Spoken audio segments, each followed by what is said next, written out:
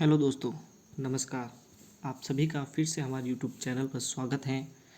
आज हम वापस एक और वीडियो लेकर आए हैं आपके पास, जिसमें आज हुए रीट लेवल के जो सेकंड है विज्ञान एवं गणित के, उसके पेपर को हल करेंगे। उनके आंसर को देखेंगे कौन से सही हैं और कौन से गलत थे। तो आप इस वीडियो को पूरा देखें और अपने उत्तरों की भी जाँच अवश्य करें। तो शुरू करते हैं। पहले सवाल, राजस्थान में सबसे पुराना या प्रथम कहे राष्ट्रीय उद्यान है तो वो हमारा है रणथंभौर राष्ट्रीय उद्यान। फिर दूसरा प्रश्न देखिए, 1857 के स्वतंत्रता संग्राम के समय कोटा माराव की सहायता के लिए किस राज्य ने सैनिक सहायता भेजी थी? वो भेजी थी करौली ने।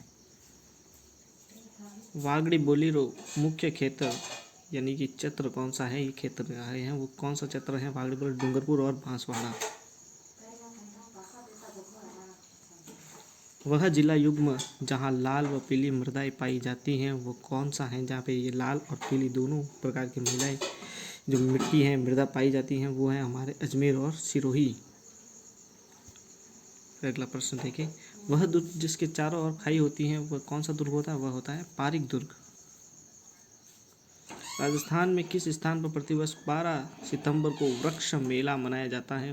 वो होता है हमारे खेजड़ली, जो कि जोधपुर में है, वहाँ पर। फिर 7वां सवाल देखिए, रुक सतसैरा रचनाकार है। रुक सतसैरा रचनाकार कौन है? लक्ष्मणदान कविया।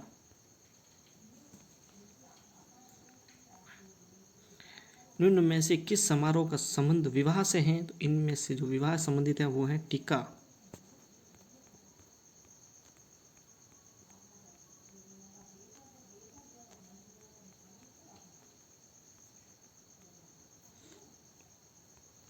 फिर अगले प्रश्न को देखें, सुवर्णगिरी राजस्थान के किस दुर्ग को कहा जाता है? वो कहा जाता है जालोर, जबकि स्वर्ण वो होता है जैसलमेर, लेकिन ये सुवर्णगिरी है वो है जालोर। फिर अगला प्रश्न देखें, निम्नलिखित में से कौन सा राजप्रसाद छित्र पैलेस के समान पैलेस के नाम से भी जाना जाता है? तो इनमें से जो कहा जाता है वो है उम्मेद भवन पैलेस, जोधपुर। राव गांगा की मृत्यु के बाद 5 जून 1531 में मारवाड़ का शासक कौन बना था? तो वो बना था उनके बाद मालदेव। कौन सा रचनाकार कवि रे साथे साथे अच्छा गद्यकार भी हैं? जो मतलब कवि के साथ साथ वो क्या है, साथ में अच्छे से गद्यकार भी हैं, तो वो हैं शिवदास गार्डन।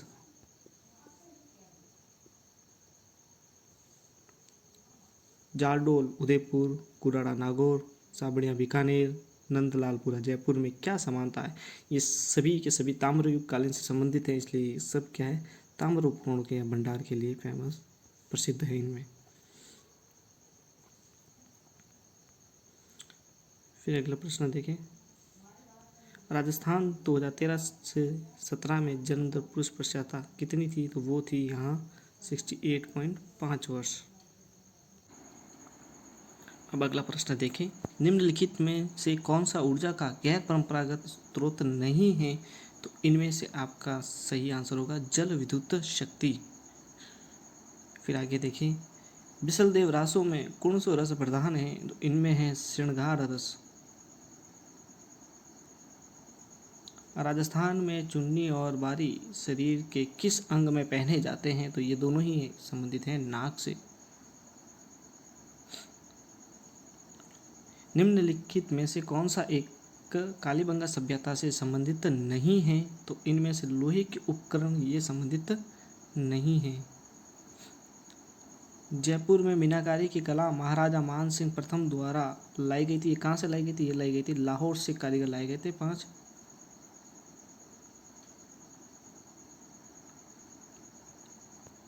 फिर आगे देखें, निम्नलिखित में से कौन से जिले में 2011 की जनगणना के अनुसार एसटी का न्यूनतम लिंगानुपात मिलता है? तो वो है हमारा बीकानेर।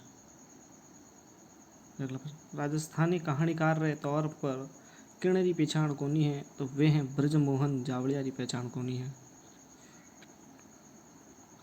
आगे प्रश्न देखें, किस जिले में जून माह में सूर्य की किरणें सीधी लंबवत पड़ती हैं? तो वो पड़ी जाती हैं हमारे बांसवाड़ा में।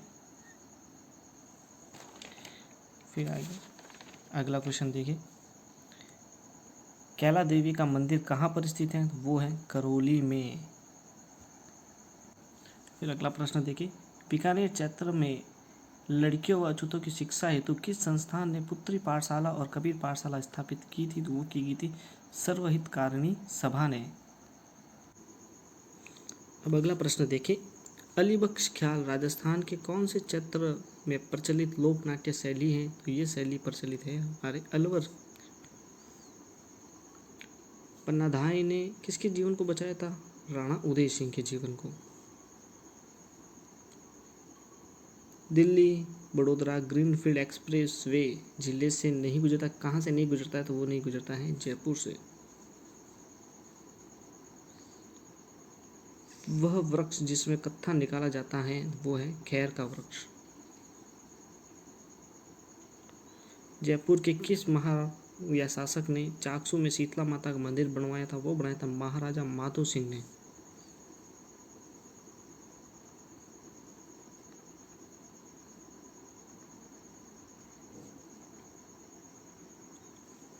मारवाड़ी कठेरी मुख्य बोली कोनी है? तो वह है भरतपुरी भाषा मारवाड़ी कोनी है। फिर सवाल देखिए, टाबरारी मौत माथे गायजन वाला लोकगीत कहीजे वे कहीजे ओढ़ो। पुणची या पुणजी या पौंज आभूषण कहाँ पहना जाता है? तो वो पहचाना जाता है कलाई में। निम्नलिखित में से कौन सी राजस्थान में आंतरिक अपवाह की नदी नहीं है? तो वो नहीं है हमारे जाखम। किर्ण संप्रदाय अनुयायी अपना पगा माथे उबाणा पगा माथे अंगारा माथे नृत्य करते आ रहे हैं, वे है अपने जसनाती संप्रदाय लोग जका आग माथे खेले हैं, नृत्य करे हैं। फिर अगला सवाल देखो, गरासिया जनजाति का मुखिया क्या कहलाता है? वो कहलाता है सहलोत। वन्य विभाग राजस्थान द्वारा जारी प्रशासनिक विधि 21 के अनुसार राज्य में कुल कितने वन्य जीव अभ्यारण्य हैं? तो वो हैं 27। श्री मधुकर गुप्ता का पद है वो कौन है? मधुकर राज्य निर्वाचन आयुक्त राजस्थान के। अब अगले प्रश्न की बात करेंगे जो लिखा गया है, भारतीय संविधान के किस अनुच्छेद में कहा गया है कि राज्य के राज्यपाल को राष्ट्रपति अपने अधिपत्र द्वारा नियुक्त करेगा? तो ये कहा गया है 155। फिर अगला सवाल देखिए, NEP 2020 के अनुसार ECC का पूर्ण रूप क्या है? तो वो है early childhood care and education. फिर अगला प्रश्न देखें, इंदिरा गांधी शहरी रोजगार गारंटी योजना के तहत लाभार्थी की आयु सीमा रखी गई है? वो रखी गई है 18 से 60 वर्ष। RTE नियम 2011 के अनुसार प्रतिपूर्ति वर्ष में 2 बार सीधे को की जाएगी, यानी जो राशि है वो काम की जाएगी सीधे RTE के द्वारा, पुनर्पूर्ति का वाला विद्यालय को भेजी जाएगी सीधे। मुख्यमंत्री बाल गोपाल योजना निम्नलिखित में किसके संबंधित हैं? तो वो है स्कूल में दूध वितरण योजना से।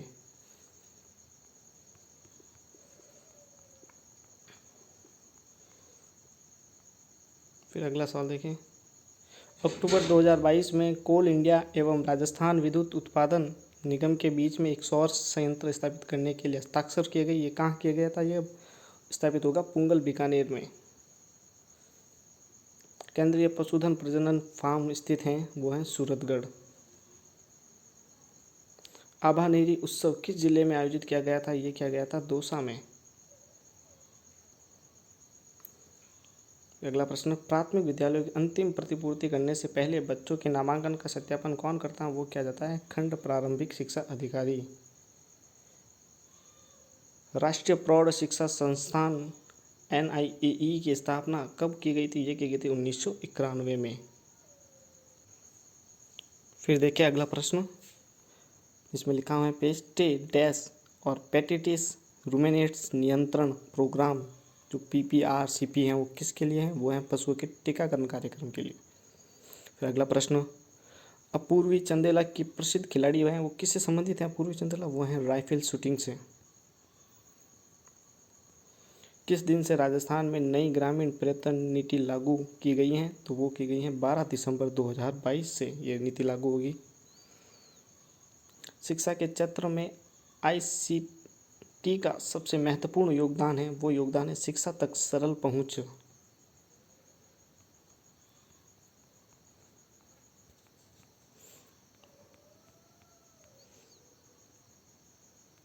फिर अगला प्रश्न है, निम्नलिखित में से कौन सी एक योजना राजस्थान सरकार द्वारा सामाजिक न्याय एवं आधिकारिक विभाग से संबंधित नहीं है?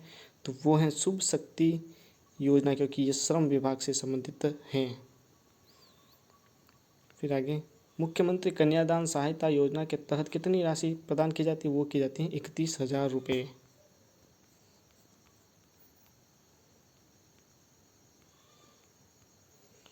फिर अगला प्रश्न है, राजस्थान में पहली सूती मिल जो द कृष्णा मिल्स लिमिटेड थी, इसकी स्थापना की गई थी, वो की गई थी ब्यावर में।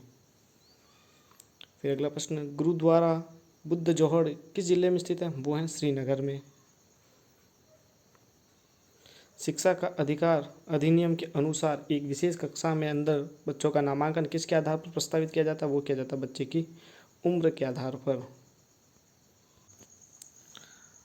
अगला प्रश्न देखें, आरटीई में शिक्षकों की नियुक्ति के लिए जो योग्यताएं, अर्हताएं एवं सेवाएं शर्तें निर्धारित की गई हैं वो किस धारा के अंतर्गत आती है? वो आती है धारा 23 के अंतर्गत। फिर अगला प्रश्न, किस वर्ष की बजट घोषणा में 5,000 से अधिक आबादी वाले गांवों और कस्बों में सरकारी स्कूलों को महात्मा गांधी सरकारी विद्यालय में बदलने का प्रस्ताव रखा गया था? ये रखा गया है वर्ष 2021-22 में। फिर देखिए, एरोडोटिक्स नाइसिर्प्स जो हैं वो क्या हैं? वो हैं पक्षी एक। फिर देखिए, 1977 में पुनरीक्षण समिति की स्थापना किसकी अध्यक्षता में हुई थी? तो वो हुई थी डॉक्टर ईश्वर भाई पटेल की। किस शहर में वर्ल्ड सूफी म्यूजियम फेस्टिवल जहान खुसरो का आयोजन नवंबर 2022 में किया गया था? वो किया गया था जयपुर में।